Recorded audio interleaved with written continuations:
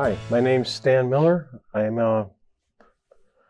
part of the Cedar Creek watershed group, and I farm here in Jackson, Wisconsin, about 500 acres, all no-till, and I farm corn, soybeans, winter wheat, a little alfalfa, and planting cover crops, trying to get cover crops after all my cash crops. My name is Ross Bishop. I farm in Washington County, just south of him, about 3 miles from you? Yeah, about.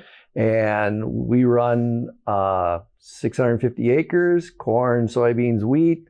I also have beef cattle, about 80 head. And we've been no-tilling for about 28 years.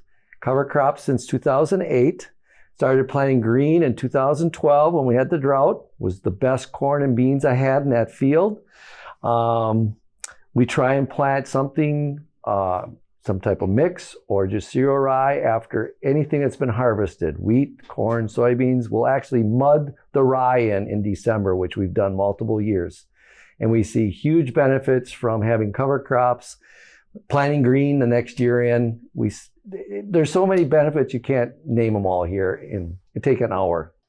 Well, there's a group that kind of formed. Well, how many years has this been? I think this is our 5th year. 5th year? 6th And Land year? Conservation came to us. They picked out about 5 or 6 farmers in the county, the southern part, and we came together that December. And then next summer, we basically joined together, created the Cedar Creek Farmers. Yep. We've been working well. I mean, it's, and one of the reasons I'm doing it is because if us farmers don't step up, when everyone sees a muddy river or something, and who gets blamed? The farmer. So this is our way of coming back and saying, hey, we're doing everything to keep our fertilizers on the field, not running off. That's a bonus.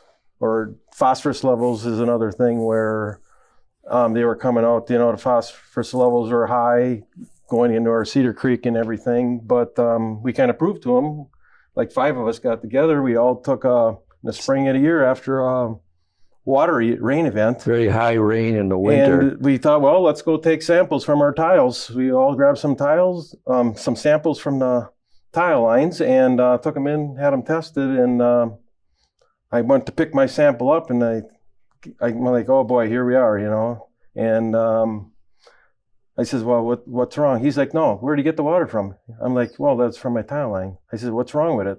He's like, that's almost as good as tap water.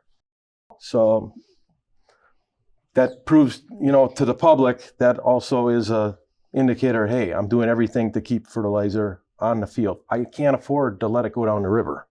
So that's one of the reasons I'm on it, to be, you got to educate the public too, what's going on, especially in our rural area.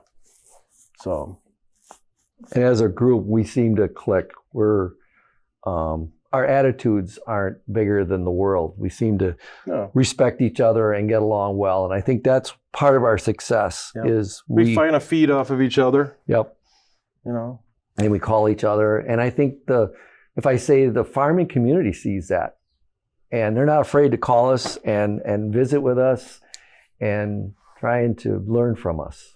I had a farmer this morning call for a half an hour.